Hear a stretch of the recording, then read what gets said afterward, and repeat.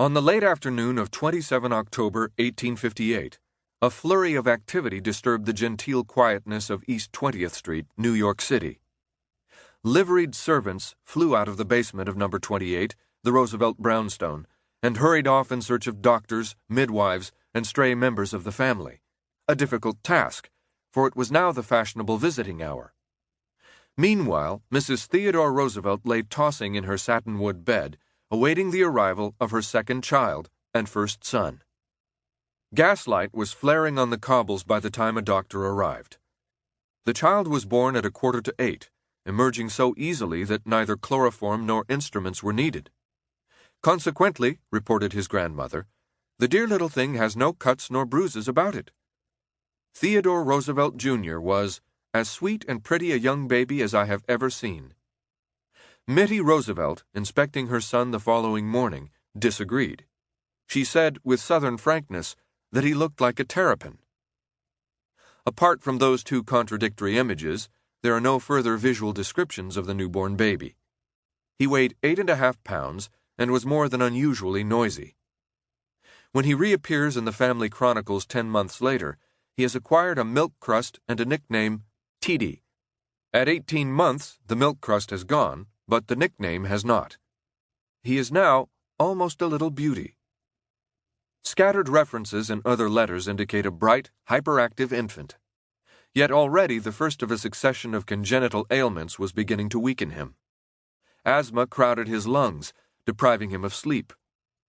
One of my memories, the ex-president wrote in his autobiography, is of my father walking up and down the room with me in his arms at night when I was a very small person, and of sitting up in bed gasping, with my father and mother trying to help me. Even more nightmarish was the recollection of those same strong arms holding him as the Roosevelt rig sped through the darkened city streets, forcing a rush of air into the tiny lungs. Theodore Roosevelt Sr. was no stranger to childhood suffering. Gifted himself with magnificent health and strength, I never seemed to get tired. He overflowed with sympathy for the small, the weak, the lame, and the poor. Even in that age when a certain amount of charitable work was expected of well-born citizens, he was remarkable for his passionate efforts on behalf of the waifs of New York. He had what he called a troublesome conscience. Every seventh day of his life was dedicated to teaching in mission schools, distributing tracts, and interviewing wayward children. Long after dark he would come home after dinner at some such institution as the Newsboys' Lodging House or Miss Sattery's Night School for Little Italians.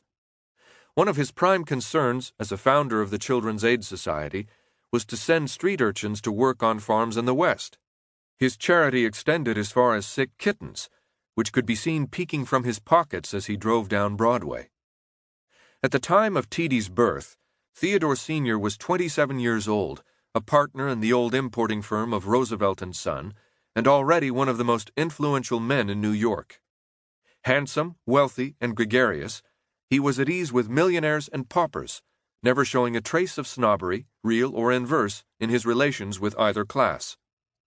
I can see him now, remembered a society matron years later, in full evening dress, serving a most generous supper to his newsboys in the lodging house, and later dashing off to an evening party on Fifth Avenue. A photograph taken in 1862 shows deep eyes, leonine features, a glossy beard, and big, sloping shoulders.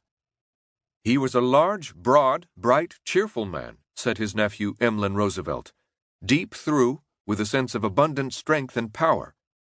The word power runs like a leitmotif through other descriptions of Theodore Sr. He was a person of inexorable drive. A certain expression on his face as he strode breezily into the offices of business acquaintances was enough to flip pocketbooks open. "How much this time, Theodore?" For all his compulsive philanthropy, he was neither sanctimonious nor ascetic.